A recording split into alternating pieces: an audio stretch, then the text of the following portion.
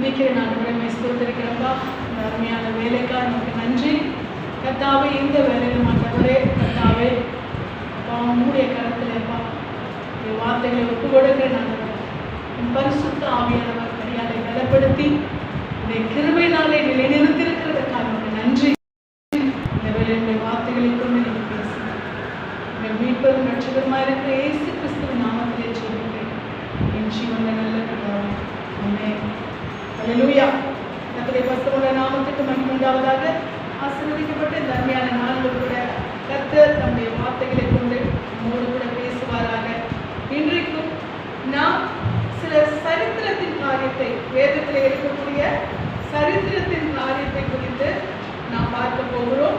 கர்த்தருடைய வார்த்தைப்படியாய் சொல்லுகிறது 2 நாளாகமம் 15ஆம் அதிகாரம் 2ஆம் வசனத்தை நாம் எடுத்து வாசிப்போமானால் 2 நாளாகமம் 15:2.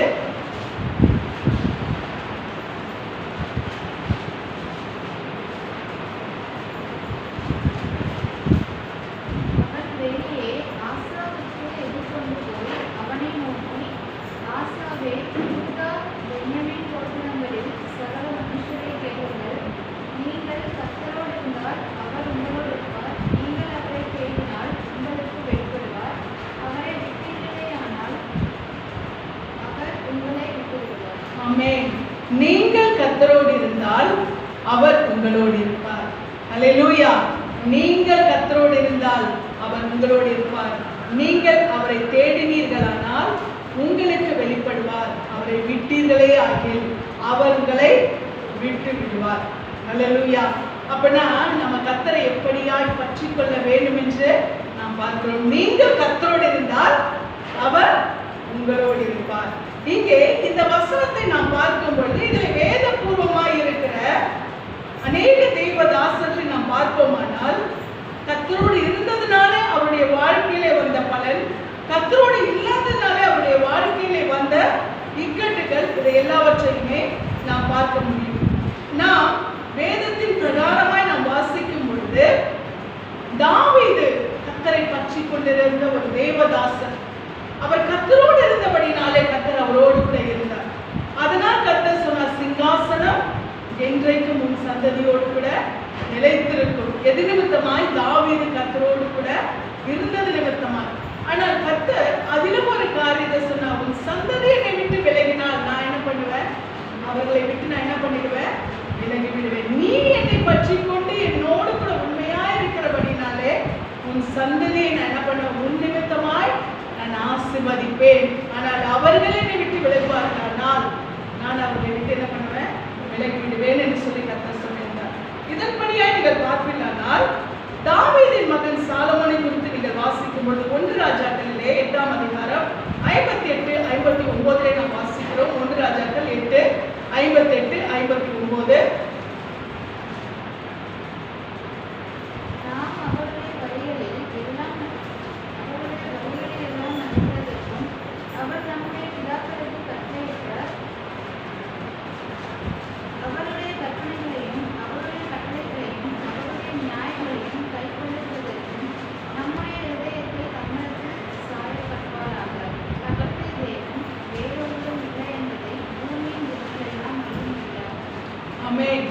இங்கே நாம் அவருடைய வழிகளில் எல்லாம் நடக்கிறதற்கும் அவர் நம்முடைய பிதாக்களுக்கு கட்டளையிட்ட அவருடைய கற்பனைகளையும் அவருடைய கட்டளைகளையும் அவருடைய நியாயங்களையும் கைக்கொள்ளுகிறதற்கும் நம்முடைய இருதயத்தை தம்மிடத்தில் சாய பண்ணுவாராக.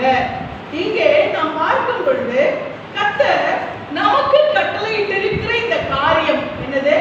வேதத்தின் படியா, வேத வசனத்தின் படியா கர்த்தர் நமக்கு கட்டளையிட்டிருக்கிற காரியம். கர்த்தர் மனிதனிடத்திலே ஒரு காரியத்தை எதிர்பார்ப்பாரானால் அது என்னது? அவருடைய வார்த்தைகளின் படி நாம் நடக்க வேண்டும் என்பதுதான். அப்ப அதன்படி நாம் நடக்கும் பொழுது நிச்சயமாய் நாம யார் கூட இருக்கிறோம்? கர்த்தரோடு கூட இருக்கிறோம். கர்த்தரும் நம்ம கூட இருக்கிறார். அப்ப நாம கர்த்தருடைய வார்த்தையின்படி நாம் நடக்கிறோம் என்பது இதனாலே நாம் எப்படியாய் உறுதிப்படுத்திக் கொள்கிறோம்? கர்த்தருடைய வார்த்தையை நாம் கை கொள்ளுகிறோம் என்பதனாலே நாம் உறுதிப்படுத்திக் கொள்கிறோம். அப்ப இங்கே சாலமோனுக்கும் கர்த்தர் அதைத்தான் சொல்லியிருந்தார். நீ என் வார்த்தையின்படி நடக்க வேண்டும், என் வார்த்தையின்படி நீ கை கொள்ள வேண்டும், நீ என் வார்த்தையின்படி நீ நடந்தால் நான் உன்னோடு கூட இருப்பேன் என்று சொல்லி கர்த்தர் சொல்லியிருந்தார்.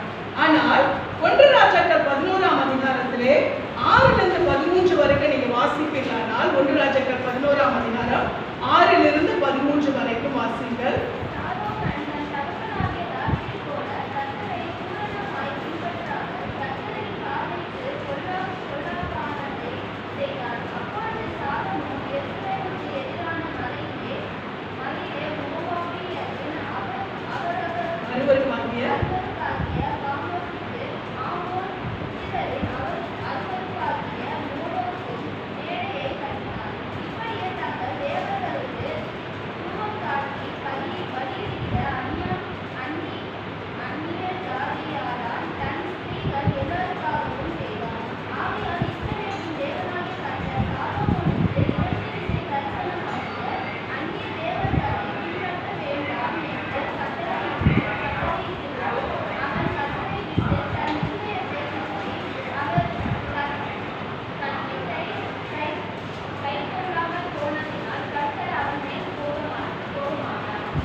இங்கே நாம் பார்க்கும் பொழுது கர்த்தர் சொல்றார், நீ என் கட்டளைகளை கைக்கொள், என் கற்பனைகளை கைக்கொள்.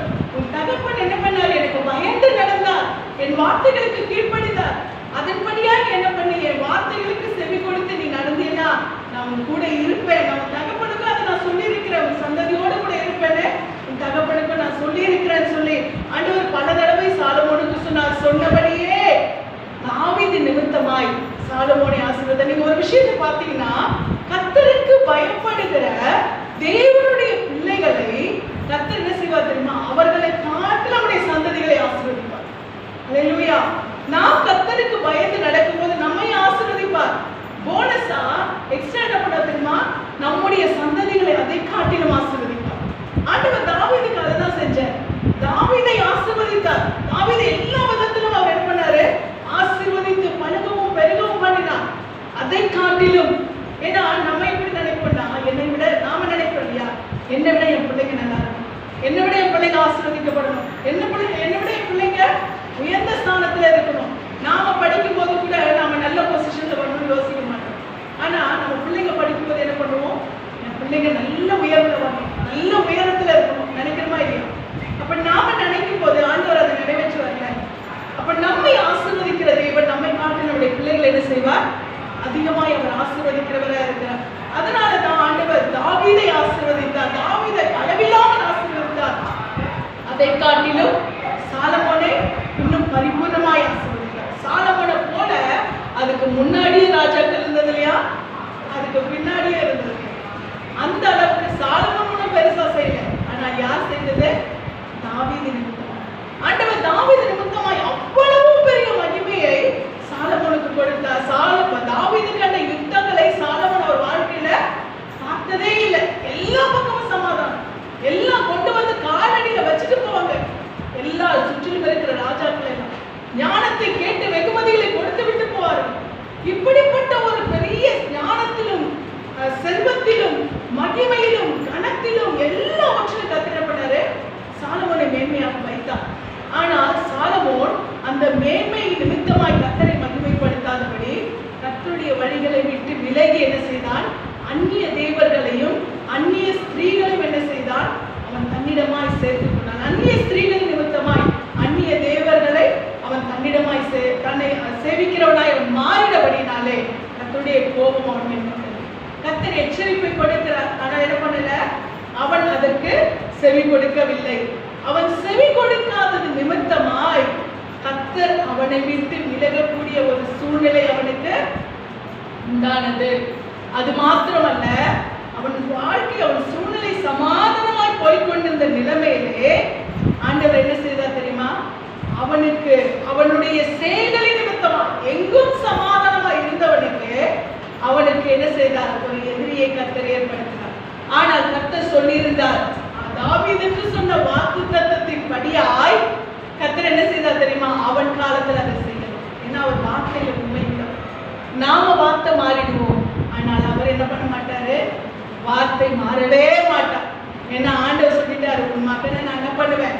உன் மகனுக்கு, உன் சந்ததிக்கு சிங்காசனத்தை நான் என்ன பண்ண மாட்டேன், என்னைக்குமே விளக்க மாட்டேன்னு சொல்லிட்டாரு இல்லையா? அதனால அவன் காலத்திலே கர்த்தர் அதை செய்யவில்லை. அதற்கு பின்பாக இருந்த சந்ததியில கர்த்தர் பரிபூர்ணமான முற்றிலுமாய் அவருடைய ராஜ்யத்தை அழிக்காதபடிக்கு, ஆனாலும் அவர்கள் ஆள வேண்டிய அந்த 11 கோத்திரத்திலே நான் ஏற்கனவே சொல்லியிருக்கிறேன், லேவி கோத்திரத்தை யாருமே ஆளக்கூடாது. ஏனென்றால் அது ஆசாரிய கோத்திரம்.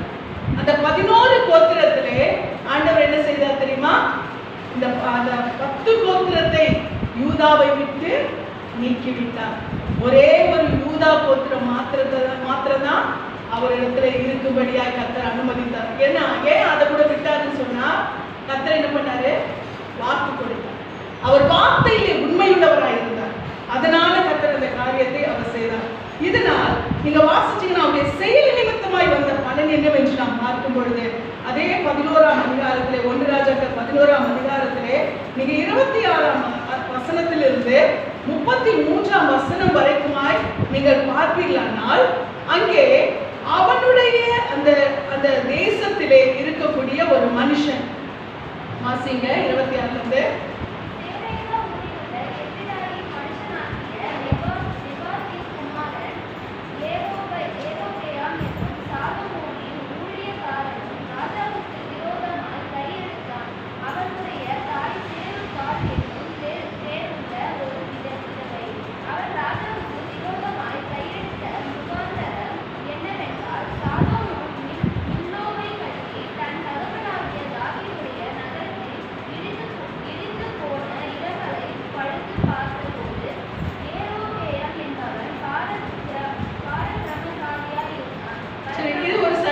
இதை நம்ம வாசிச்சோன்னா நமக்கு பின்வரும் காரியங்களை நம்ம படிக்க முடியாது.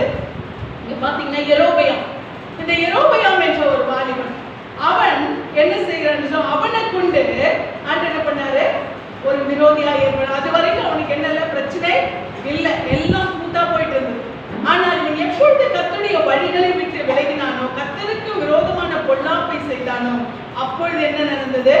அவனுக்கு இப்படிப்பட்ட ஒரு சூழ்நிலை வந்தது. இது நிமித்தமாய் இங்க என்ன நடந்தது என்று சொன்னால், ஆண்டவர் ஒரு தீர்க்கதரிசியை அனுப்புகிறார். 30ஆம் வசனத்திலே நாம் வாசிக்கும் பொழுது, 30ஆம் வசனம்,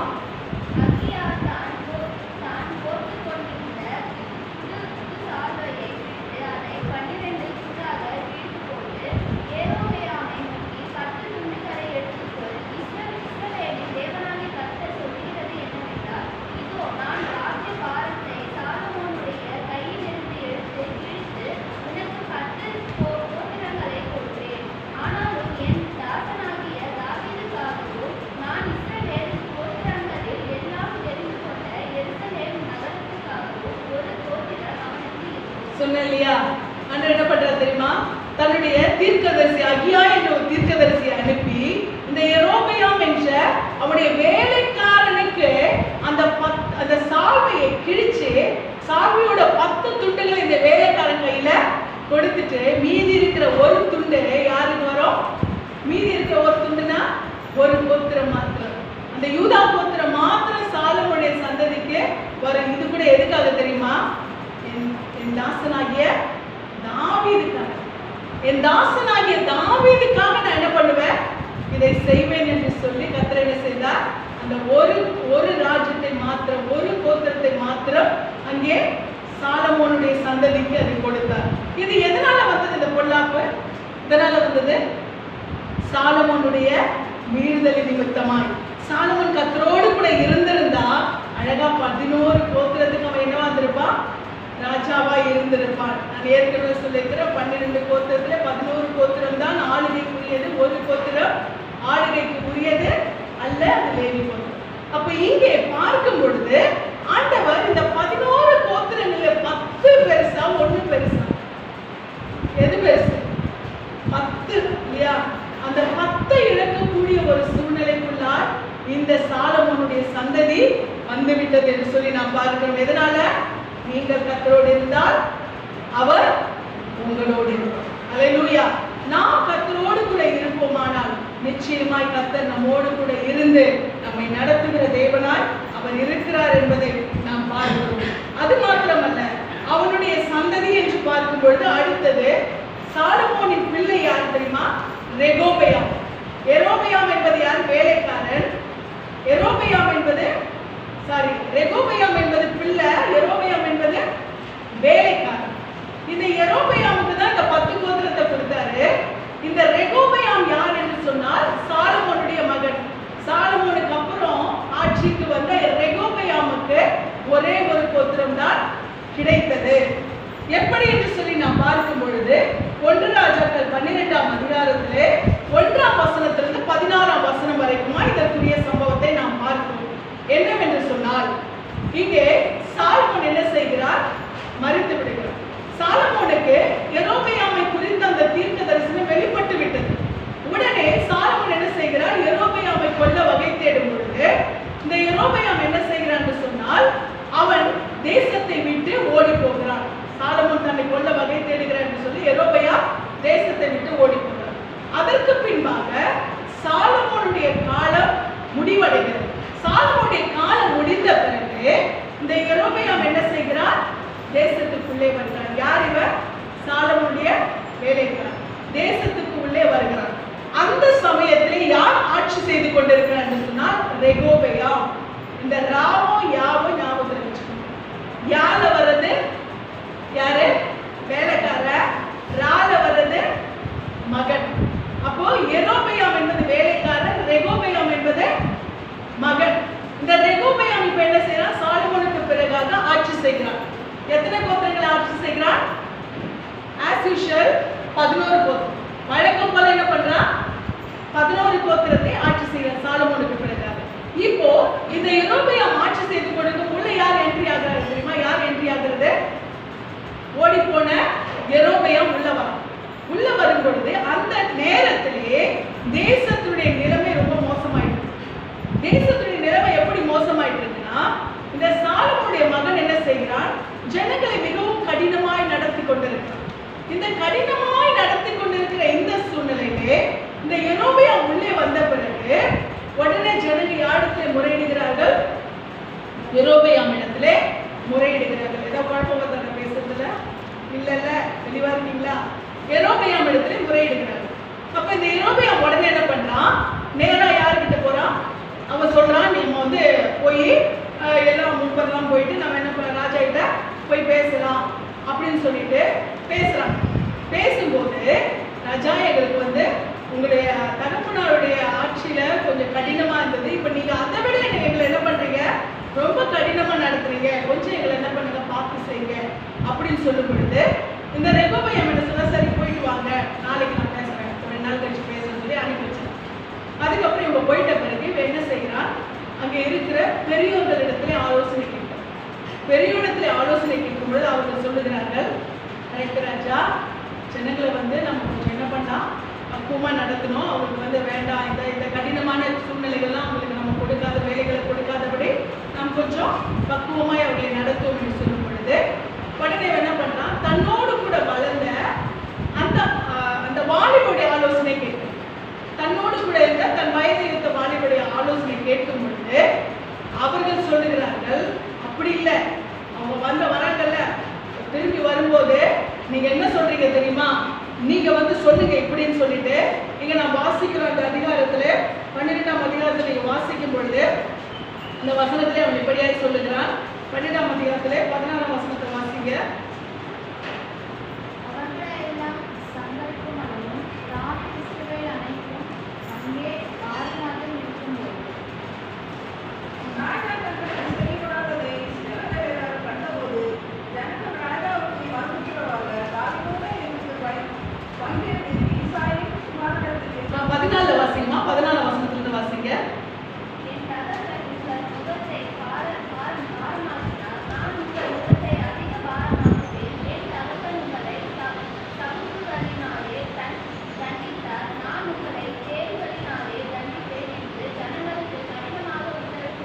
அவன் என்ன பண்றான்னா, இந்த 13ஆம் வசனத்துல முதியோத்தனுக்கு சொன்ன ஆலோசனை தள்ளிவிட்டு வாலிபனுடைய ஆலோசனைப்படி அவரோட பேசி, என் தகப்பன் உங்கள் நுகத்தை பாரமாக்கினார், நான் உங்கள் நுகத்தை என்ன பண்ணுவேன்? அதிக பாரமாக்குவேன். என் தகப்பன் உங்களை சவுக்குகளினாலே தண்டித்தார், நான் உங்களை தேள்களினாலே தண்டிப்பேன் என்று சொன்னார். அப்ப இந்த வார்த்தையை ஜனங்க கேட்டதும் அவங்களுக்கு என்ன ஆயிடுச்சு? ரொம்ப கஷ்டமாயிடுச்சு. உடனே தாவீதின் குமாரனுக்கு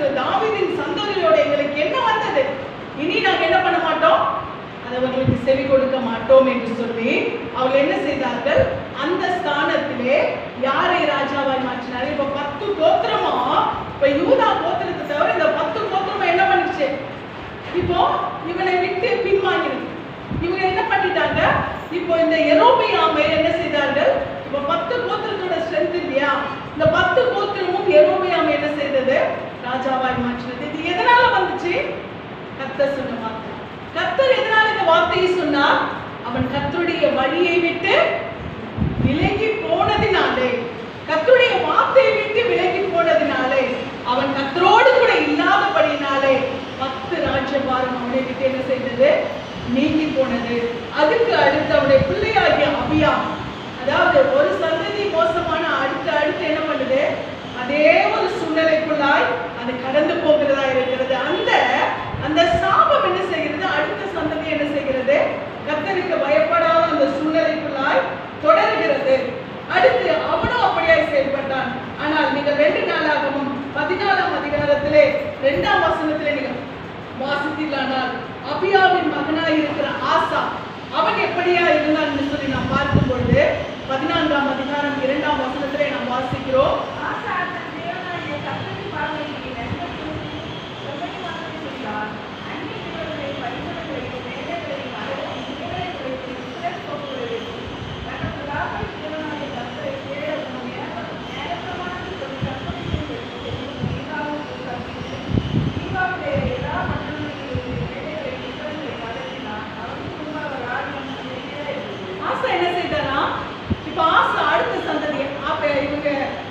ரெகோபெயாமுக்கு அப்புறம் அபியா, அவனும் என்ன செய்தான்? பொல்லாப்பானவனா இருந்தான். ஆனால் அபியாவுடைய மகன் ஆசா என்ன செய்கிறான்? கர்த்தருடைய பார்வைக்கு பிரியமானதை செய்தான். இவன் என்ன செய்கிறான்? எல்லா விக்கிர தோப்புகளை அகற்றி கர்த்தருடைய பார்வைக்கு செம்மையானதை செய்தான். அது மாத்திரமல்ல, தன்னுடைய தாயார கூட கர்த்தரை விட்டு விலகி போன தன் தாயார கூட அவன் என்ன பண்ணானா? விலகி போட்டான். அந்த அளவுக்கு கர்த்தர் மீது எப்படியா இருக்கிறான்? வைராக்கியமா இருக்கிறான். ஆனா 2 சந்ததிக்கு பிறகு இந்த ஆசா என்ற இந்த சந்ததி என்ன செய்கிறது? கர்த்தருக்கு பயந்து நடக்கிறதா இருக்கிறது. தன் சொந்த தாயா இருந்தாலும் யாரா இருந்தாலும் அவன் கர்த்தருக்கு பயந்தா மாத்திரம்தான் அவன் என்ன செய்கிறான்? கனப்படுத்துகிறவனா இருக்கிறான். அல்லேலூயா. இன்றைக்கு தேவ பிள்ளைகளை நாம் எப்படியா இருக்கிறோம்? ஆசா தன்னுடைய குடும்பத்துக்குள்ளே யாரும் கர்த்தரை கனப்படுத்தவில்லை என்றாலும் அவன் என்ன செய்கிறான் தெரியுமா? கர்த்தருக்கு பிறகுதான் எல்லாமே என்று சொல்லி அந்த வைராக்கியத்தை காண்பிக்கிறான். தேவனுடைய பிள்ளைகளாகிய நாம் கர்த்தருக்குள்ள எப்படிப்பட்ட வைராக்கியம் பாராட்டுகிறாய்? அல்லேலூயா. நம்முடைய வாழ்க்கையில எந்த சூழ்நிலையா இருந்தாலும் எல்லாமே என் தேவனுக்கு பிறகுதான் என்ற ஒரு மனோபாவம் நம்ம கைக்கணும். எல்லாமே என் தேவனுக்கு பிறகுதான் என்ற ஒரு மனநிலைக்குள்ளாய் நான் கடந்து போவோமானால் நிச்சயமாய் கர்த்தர் என்ன செய்வார் தெரியுமா? நம்முடைய சந்ததியை, நம்முடைய குடும்பத்தை என்ன செய்வாரு? அவர் ஆசீர்வதிக்கிறவராய் இருக்கிறார். அல்லேலூயா. நாம் நம்முடைய நம்ம பிள்ளைகளை அட்ஜஸ்ட் பண்ணிக்கணும். அவங்க ஏதாவது கோச்சிக்குவாங்க, இல்ல நம்முடைய கணவரை அட்ஜஸ்ட் பண்ணிக்கணும், இல்ல நம்முடைய மனைவியை அட்ஜஸ்ட் பண்ணிக்கணும். இதுக்காக நாம என்ன செய்யணும்? கர்த்தரை கொஞ்சம் 2ஆம் பட்சமா வைக்கலாம் என்று நினைக்கும் பொழுது அந்த ஆசீர்வாதம் குடும்பத்துல என்ன பண்ணாது? வராது. ஆனால் நாம் முதலாவது கர்த்தருக்கு நீங்க பயந்து நடங்க, அப்பதான் நம்முடைய குடும்பத்துல சந்தோஷம் இருக்கும், சமாதானம் இருக்கும் என்று சொல்லி முதலாவது கர்த்தருக்குரிய அந்த கனத்தை நாம் கொடுப்போமானால் நிச்சயமாய் நம்முடைய குடும்பம் என்ன பண்ணும்? தானா என்ன செய்யும்? அது ஆசீர்வதிக்கப்படும். அல்லேலூயா. எந்த சூழ்நிலையிலுமே நாம் கர்த்தருக்கு பயப்படுவதா இருக்க வேண்டும். இவன் இப்படியா இருந்தபடினாலே கர்த்தர் என்ன செய்தாரா? அவனை ஆசீர்வதித்தார். அவனுடைய ராஜ்யபாரம் நிலைப்பட்டது. அவனுடைய ஆட்சியின் சூழ்நிலைகள் எல்லாமே சமாதானமா இருந்தது. இந்த ஆசா மொத்தம் எத்தனை வருஷம் ஆட்சி செஞ்சார் என்று சொன்னால் 41 வருடங்கள். 41 வருடங்கள் அவர் ஆட்சி செய்கிறார். 35 வருடங்கள் அவருடைய ஆட்சி எப்படியா இருக்கிறது? கிட்டத்தட்ட 35 வருஷம் எல்லா விதத்திலும் கர்த்தர் என்ன செய்கிறார்? சமாதானமாய், சந்தோஷமாய், மகிமையாவுடைய ஆட்சியின் காலத்தை அவர் நடத்தி கொண்டிருக்கிறார். இப்படிப்பட்ட ஒரு சூழ்நிலையில ஒரு சூழ்நிலை ஒரு நெருக்கடி வருகிறது. அதாவது 2 நாளாம் நாம் வாசித்தோமானால் 16ஆம் அதிகாரத்தில் நீங்கள் வாசிக்கும் பொழுது 1ஆம் வசனத்திலே 16ஆம் அதிகாரம் 1ஆம் வசனத்திலே நீங்க வாசிங்க.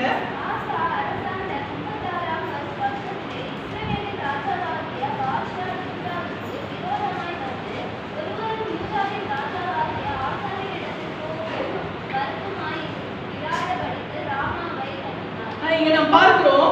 இந்த 16ஆம் அதிகாரத்தில் வாசிக்கும் பொழுது ஆசா கர்த்தர் சொன்னபடியால் யூதாவை மாத்திரம் தான் என்ன செய்கிறார்? ஆட்சி செய்கிறார். ஆனால் அந்த ஆட்சியிலே அவர் என்ன செய்கிறார் சொன்னால் 35 வருடங்களும் கர்த்தருக்கு பிரியமாய் அவர் நடத்தி கொண்டிருக்கிறார். கர்த்தரும் அவரோடு கூட இருந்து அவருடைய ஆட்சியை என்ன பண்றாரு? அவருடைய ராஜ்யத்தை சமாதானமாய் நிலைநிறுத்திக் கொண்டிருக்கிறார். இந்த சூழ்நிலையிலே 36ஆம் வருஷத்திலே பாஷா என்ற ஒரு ராஜா, இந்த பாஷா என்ற ராஜா இஸ்ரவேல் அனைத்தையும் ஆளுகிறார். நான் சொன்னேன் இல்லையா, எஞ்சி இருக்கிற 10 கோத்திரங்கள். இந்த பாஷா யாருடைய கோத்திரம்? யாருடைய சந்ததி? யெரொபெயாமின் சந்ததி. ஏன்னா யெரொபெயாம் கிட்ட தான் 10 கோத்திரம் இருக்கு இல்லையா? புரியுதா நான் பேசுறது? நான் வேற ஏதாவது லாங்குவேஜ்ல பேசுறேனா? நீங்க வேற என்ன இருக்கீங்களா? இல்ல இல்லையா? எல்லாம் இங்கதான் இருக்கீங்கல்ல. சரி, இந்த பாஷா யாரு? யெரொபெயாமின் சந்ததி. அவங்க கிட்ட தான் இந்த 10 கோத்திரம் இருக்கிறது. இந்த ஆசா யாரு? யூதாவின் சந்ததி, தாவீதின் சந்ததி. இவர்கிட்ட என்னது? ஒரு கோத்திரம் தான் இருக்கு. ஆனா ஒரு கோத்திரம் இருந்தாலும் அவர் எப்படியா இருக்கிறாரு? ஆண்டவருக்கு பிரியமாய் 35 வருடங்களை தன்னுடைய ஆட்சியை என்ன செய்கிறார்? கர்த்தருக்கு பிரியமாய் நடத்தி கொண்டிருக்கிறார். கர்த்தரும் அவரோடு கூட இருக்கிறார். அவருடைய ராஜ்யம் சமாதானமாய் போய் கொண்டிருக்கிறது. இந்த சூழ்நிலையிலே இந்த பாஷா என்ற ராஜா, யெரொபெயாமின் சந்ததியா இருக்கிற பாஷா என்ற ராஜா என்ன செய்கிறார்? இஸ்ரவேலின் ராஜா இங்கே யூதாவுக்கு விரோதமாய் வருகிறார். ஒரே கோத்திரம் தான், இந்த 11-12 கோத்திரத்துல இருக்கிறவங்க தான். ஆனா பிரிவினை உண்டாயிடுச்சு. பிரிவினை உண்டானதுனால என்ன ஆயிடுச்சு? இன்னைக்கு போட்டி உண்டாயிடுச்சு. இப்ப இந்த பாஷா என்ன செய்கிறார்? இவனுக்கு விரோதமா என்ன செய்கிறார்? ஒரு அலங்கம் ஒன்றை என்ன பண்றான்? கட்டுறான். இப்போ அங்க போக்குவரத்துமா இராதபடிக்கு என்ன செய்யறான்? ராமா என்ற ஒரு பட்டணத்தை அவன் கட்டுகிறான். இப்ப இதை கட்டுறதுனால இங்க ஒரு தடை வருகிறது. இப்ப இவன் கட்டி கொண்டிருக்கும் போதே இப்ப இந்த ஆசா என்ன செய்கிறான் என்று சொன்னால், இதெல்லாம் நீங்க படிச்சிருக்கீங்களான்னு எனக்கு தெரியாது, இல்ல படிச்சாலும் அது புரிஞ்சுதான் தெரியும், இல்ல வேகமா கடந்து போயிட்டீங்களான்னு தெரியும். ஆனா இது தேவனுடைய வேதத்தின் சரித்திரத்தை சொல்லும் பொழுது உங்களுக்கு சத்தியமும் புரியும், சரித்திரமும் புரியும். இங்க பார்க்கும் பொழுது இந்த ஆசா என்ன செய்யறான்னு சொன்னா, இவனிடத்திலிருந்து தப்பு வைக்கிறதுக்கு தமஸ்குவில் இங்க வாசம் பண்ணுகிற பென்னாதாத் என்கிற ஒரு சீரிய ராஜாவிடத்துல போறான். எதுக்கு? யார்கிட்ட போறான்? உதவிக்கு. சீரிய ராஜா பென்னாதாத் என்கிற ஒரு சீரிய ராஜா கிட்ட ஹெல்ப் கேட்கிறான். அப்போ இவன் ஹெல்ப் கேட்கும் போது உடனே அந்த பென்னாதாத் என்ன பண்றான்னு சொன்னா, அவனை என்ன பண்றான்? ஹெல்ப் பண்றான். இங்க வாசிக்கும் போது 3ஆம் வசனத்துல வாசிச்சீங்கன்னா,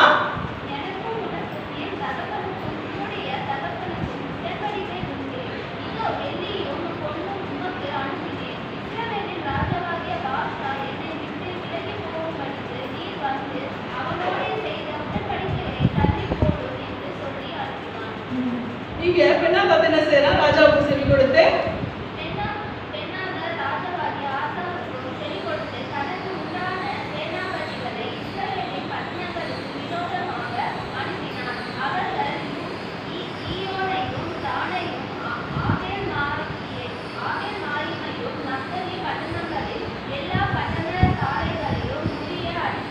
இங்கே பார்க்கும் பொழுது அவன் சொன்னதை இவன் என்ன பண்றான்?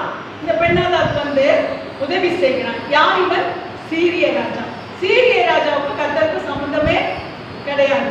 ஆனால் தேவனுடைய சந்ததி இந்த 10 கோத்திரமா இருக்கக்கூடிய இந்த இஸ்ரவேல் கோத்திரம். இந்த இஸ்ரவேல் கோத்திரத்தை முறியடிக்கிறதற்கு ஆசா யாரிடத்துல போய் உதவி கேட்கிறான்? கர்த்தரை அறியாத ஒரு புறஜாதியா இருக்கக்கூடிய, கர்த்தருக்கு பயப்படாத ஒரு சீரிய ராஜாவிடத்துல போய் ஆசா உதவி கேட்கிறான். ஆனா இந்த ஆசா யாரு? கர்த்தருக்கு பயந்தவன்.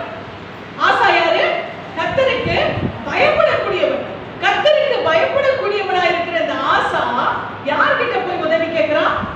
ஒரு புறஜாதி ராஜாவா இருக்கிற இந்த சீரிய ராஜாவிடத்துல என்ன செய்கிறான்? பென்னாதாத் கிட்ட போய் உதவி கேட்கிறான். அவனும் அந்த உதவி செய்யறான். ஆனால் பிரச்சனை அங்க தீர்ந்தது. ஆனா கர்த்தருக்கு அவனுக்கு என்ன உண்டாயிடுச்சு? பிரச்சனை உண்டாயிடுச்சு. ஏன்னா கர்த்தர் யாரை எதிர்பார்க்கிறது? கர்த்தர் நம்ம இடத்துல என்ன எதிர்பார்க்கிறான்னு சொன்னா, ஒரு ரட்சிக்கப்பட்ட தெய்வ பிள்ளை தன்னை மாத்திரமே சார்ந்திருக்க வேண்டும் என்பது கர்த்தருடைய எதிர்பார்ப்பு. வேதம் சொல்லுகிறது அவர் எப்படிப்பட்ட தேவனா? Possessive God. ஆங்கிலத்தில் பொசசிவ் என்ற இந்த வார்த்தைக்கு என்ன அர்த்தம் என்று சொன்னால், அவர் எப்படி தெரியுமா? என் பிள்ளை என்ன மட்டும்தான் சார்ந்து, என்ன மட்டும்தான் நம்பி இருக்கணும், சூழ்நிலை என்ன வேணா வரட்டும், இக்கட்டு என்ன வேணா வரட்டும், பிரச்சனை என்ன வேணா வரட்டும், நான் இருக்கேன்ல, என்னெல்லாம் கூப்பிடணும். ஆனா என்ன விட்டுட்டு நீ வேறொருவனை சார்ந்து நிற்கிறாயே. நாம் அநேக வேளையில தேவ பிள்ளைகள் நமக்கு ஒரு நெருக்கடிகள் வரும் பொழுது நம்ம என்ன செய்கிறோம்னு சொன்னா, நான் கர்த்தரை நம்புறேன், எனக்கு பதில் இல்லை, அதனால நான் என்ன பண்ணேன், வேறொரு உதவியை நான் நாடினேன் என்று சொல்லி நாம் செயல்படுகிறோம். ஆனால் கர்த்தருக்கு இது என்ன பண்ணாது, பிடிக்காது. கர்த்தர் என்ன செய்வது, ஒரு நாளும் இதை தம் பிள்ளைகளை அவர் விட்டு கொடுக்கவே மாட்டார். ஆனா அவர் என்ன வேணா பண்ணலாம், அது அவருடைய இஷ்டம். அவர் என்ன செய்வார், ஆனா அவர் என்ன பண்ணுவார் தெரியுமா, கைவிடாத தேவனா இருக்கிறார். நெருக்கடிகள் நமக்கு வரும், ஆனா நம்மளை கைவிட மாட்டார். எங்களுடைய வாழ்க்கையில் நாங்கள் அநேக சூழ்நிலையில பார்க்கும்போது நெருக்கடி ஒழிஞ்சு ஆண்டவர் சக்கையாகிற சூழ்நிலை இருக்கு. ஆனா கைவிட்டது மாத்திரம் கிடையாது. அல்லேலூயா. ஒரு நாளும் அவர் கைவிட்டது. நான் அதுதான் குடும்பத்துல அநேக வேளையில நாங்கள் அந்த நெருக்கடி நேரத்துல நான் பேசும்போது, நேற்று இரவு கூட இந்த வார்த்தையை நான் பேசினேன். ஆண்டவர் நம்மளை அநேக சோதனைக்குள்ள, நெருக்கடிக்குள்ள, நம்ம வேதனைகளுக்குள்ள நம்ம அனுமதிக்கிறார்.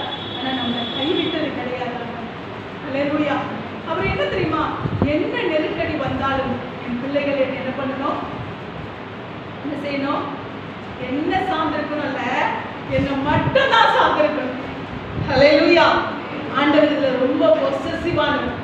இதை தாண்டி நாம வேறொரு ஒத்தாசை, அவரை தாண்டி, அவர் இல்லாம, அவர் அனுமதி இல்லாம, அவர் உதவி இல்லாம, அவர் ஆலோசனை இல்லாம நாம எதை செய்தாலும் கர்த்தர் அதை அனுமதிக்க மாட்டார்.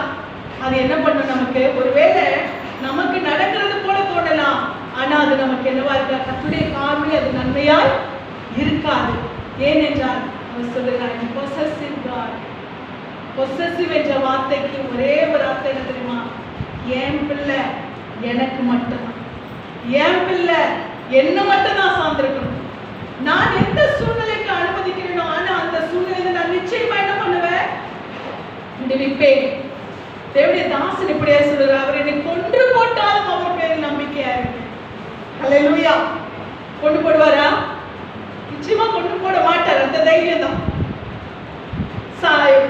ஆபிரகாம் சொல்றாரு, நானும் பிள்ளையாண்ட போய் ஆராதனையில கேட்டல, அம்மட்டுமா போய் நாங்க என்ன பண்ணுவோம், திரும்பி வருவோம். வருவேன்னு சொன்னாரா? வருவோம். ஏனென்றால் அவர் அந்த தீங்குக்கு என்ன பண்ண மாட்டாரு, அனுமதிக்க மாட்டார். தேவ பிள்ளைகளே, தேவனுடைய பிள்ளைகளுக்கு சோதனை வரும், நம்ம தேவன் கைவிட மாட்டார். அல்லேலூயா. ஒரு நாளும் அவர் நம்மை கைவிடுகிற தேவன் அல்ல. சோதனைகள் வந்தாலும் அவர் நம்மை தாங்கி பிடிக்கிற தேவன்.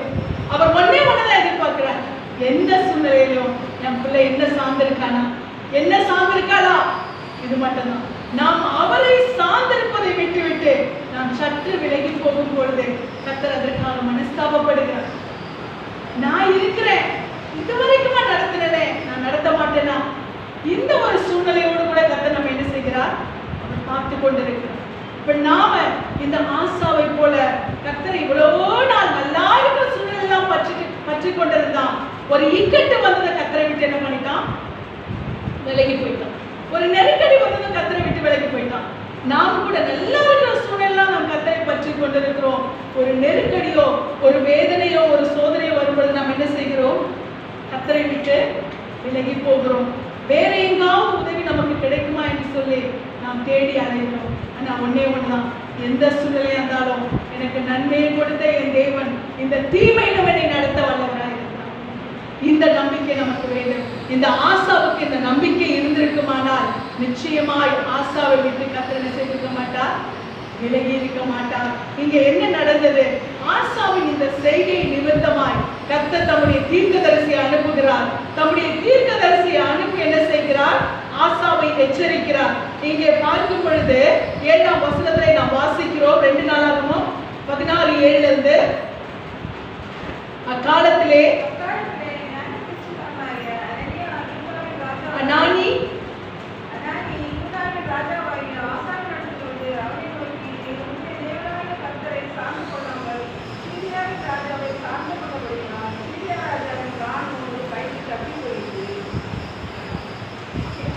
அப்படின்னு சொல்றது மாத்திரம் இல்ல, இங்க என்ன செய்கிறார்? அந்த 9ஆம் வசனத்துல வாசிக்கும் பொழுது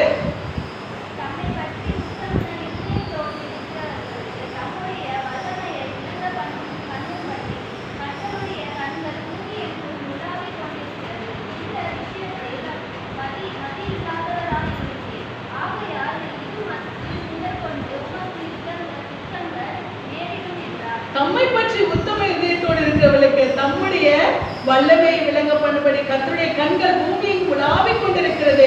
இந்த விஷயத்தில் மதி இல்லாதவராயிருந்து ஆண்டவர் எப்படிப்பட்டவராய் இருக்கிறாராம்? தம்மை பற்றி உத்தம இதயத்தோடு இருக்கிறவர்களுக்கு தம்முடைய வல்லமையை விளங்க பண்ணும்படி கர்த்தருடைய கண்கள் பூமி எங்கும் உலாவிக் கொண்டிருக்கிறது. தம்மை பற்றி உத்தம இதயத்தோடு யாரெல்லாம் இருக்கிறார்களோ அவர்கள் மீது கர்த்தருடைய கண்கள் பதிக்கப்பட்டிருக்கிறது. என் பிள்ளைகள் என்னை உத்தம இதயத்தோடு தேடுகிறார்களா? என் மீது உண்மையான நம்பிக்கை வைத்திருக்கிறாளா? நன்மை வருகிறதுக்கு மாத்திரம் என்னை தேடுகிறார்களா? இல்லை இக்கட்டான சூழ்நிலையிலும் என்னை தேடுகிறார்களா? எல்லாவற்றையும் கர்த்தர் என்ன செய்து கொண்டிருக்கிறார்? உற்று கவனித்துக் கொண்டிருக்கிறார். இவர் இந்த காரியத்திலே நன்மையாய் நடத்தும் பொழுது கர்த்தரை பற்றி கொண்டிருந்தவர் நெருக்கடி வரும் பொழுது கர்த்தரை விட்டு விலகி கர்த்தர் அல்லாத வேறொரு சூழ்நிலையை அவர் என்ன செய்கிறார்? சார்ந்து போனபடினாலே இங்கே கர்த்தருடைய வார்த்தை அப்படி தீர்க்கதரிசியை கொண்டு சொல்லுகிறது என்னவென்று சொன்னார், இது முதல் நமக்கு என்ன நேரிடும்? யுத்தங்கள் நேரிடும். அல்லேலூயா. நாம் இந்த சூழ்நிலையிலே இன்னும் அதிகமான நெருக்கடியை தேடிக்கொள்ளும்படியாய் கர்த்தரை விட்டு விலகி போகிறோமா? இல்லை என்ன நெருக்கடி வந்தாலும் கர்த்தரை சார்ந்து நாம் சமாதானத்தை பற்றி கொள்ளுகிறோமா என்பது நம்முடைய கருத்துல தான் இருக்கிறது. இது நிமித்தமாய் அவன் என்ன செய்ய தெரியுமா? அவன் இருதயம் இன்னும் கடினப்படுகிறது. ஒரு தடவை பிசாசு உள்ள முடிந்து கடினப்படுத்திட்டான்னா அதுக்கப்புறம் அவன் என்ன பண்ண ஆரம்பிச்சுவான் தெரியுமா? அதை செயல்படுத்திக் கொண்டே இருப்பான். இது நிமித்தமாய் இந்த ஆசா மனஸ்தாபப்படாமல் இந்த தீர்க்கதரிசியாகிய அனானியை என்ன பண்ணிட்டான் தெரியுமா? தூக்கி சிறைச்சாலையில இந்த சிறைச்சாலையில போட்டதும் கர்த்தருக்கு இன்னும் அதிகமான கோபம் அவருக்கு அவன் மீது மூண்டது. உடனே கர்த்தர் என்ன செய்தார் தெரியுமா? அவனுக்கு வியாதி பிடிக்க பண்ணினான். அவனுக்கு என்ன கொடுத்தாரா? கர்த்தர் ஒரு பயங்கரமான வியாதியை அவனுக்கு கொடுத்தார். இன்னும் என்ன செய்யறான்? அவனுடைய இருதயம் மேல மேல கடினப்பட்டு இந்த வியாதியின் சூழ்நிலை என்ன பண்ணா தெரியுமா? அவன் கர்த்தரை நாடாதபடி யாரை நாடினானா? பரிகாரிகளை நாடினான். பரிகாரிகள் டாக்டர்ஸ் மாத்திரம் இல்ல, இந்த பரிகாரிகள் என்பது என்ன தெரியுமா? சில மாந்திரிகங்கள் நிமித்தமாய் சுகப்படுத்துவது, இப்படிப்பட்ட காரியங்கள் எல்லாம் அவன் என்ன செய்தான்? நாட ஆரம்பித்தான். நீ இதை செஞ்சா, இந்த பரிகாரங்களை செஞ்சா உனக்கு இது சரியாகும் சொல்லுவாங்க இல்லையா?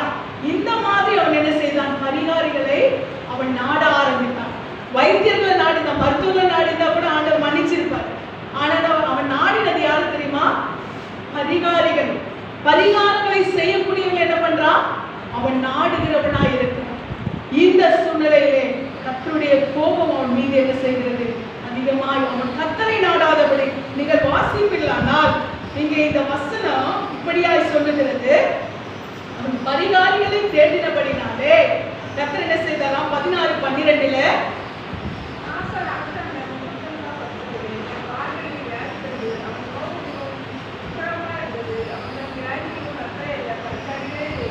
அவன் தன் வியாதியிலும் கர்த்தரை அல்ல பரிகாரிகளையே தேடினான். ஒரு தடவை தவறு செஞ்சவன் அடுத்து அடுத்து அடுத்து கர்த்தரை விட்டு அப்படியே தூர தூர தூர என்ன பண்ணிட்டான்?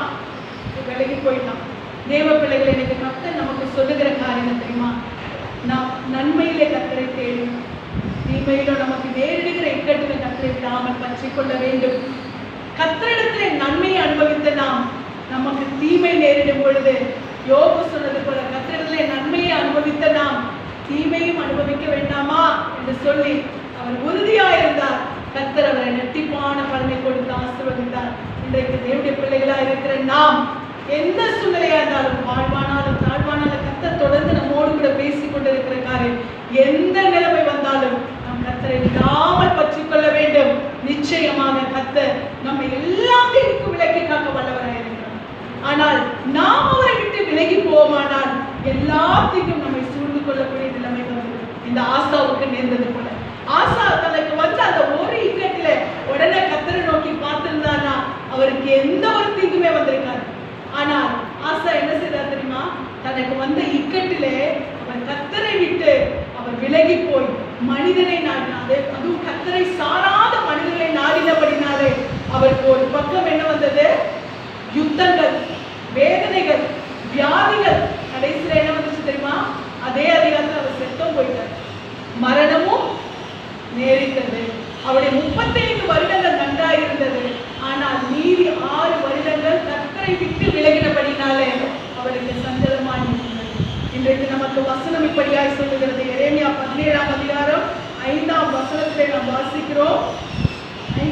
தொடர்ந்து தீவிரமாய் வாசியை நான் முடித்து விடுகிறேன்.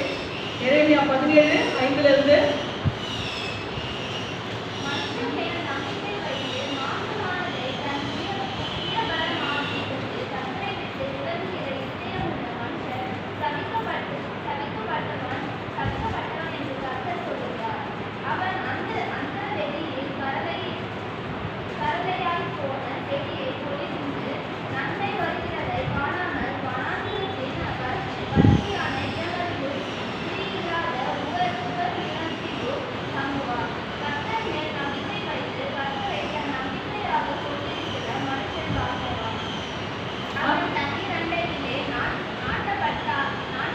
கர்த்தர் மேல் நம்பிக்கை வைத்து கர்த்தரை தன் நம்பிக்கையாக கொண்டிருக்கிற மனுஷன் பாக்கியவான். அவன் தண்ணீர் அண்டையிலே நாட்டப்பட்டதும்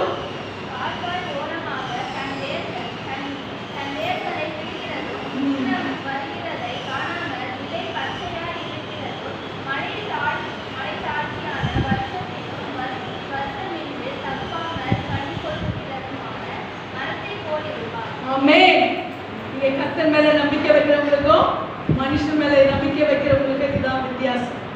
தேவ பிள்ளைகளை, இன்னைக்கு என்ன நடந்தாலும் மனுஷன் ஐயோ அவங்க இருந்திருந்தா நல்லா இருந்திருக்குமே, அவங்க செஞ்சிருந்தா நல்லா இருந்திருக்குமே, அவங்க கொடுத்திருந்தா நல்லா இருந்திருக்குமே, அவங்க உதவி செஞ்சா நல்லா இருக்குமே, இப்படி எல்லாம் நம்ம அவங்க கர்த்தர் நமக்கு எதை வச்சிருக்கிறாரோ அது நன்மை, எதை விளக்குகிறாரோ அது என்னது நமக்கு தீமை.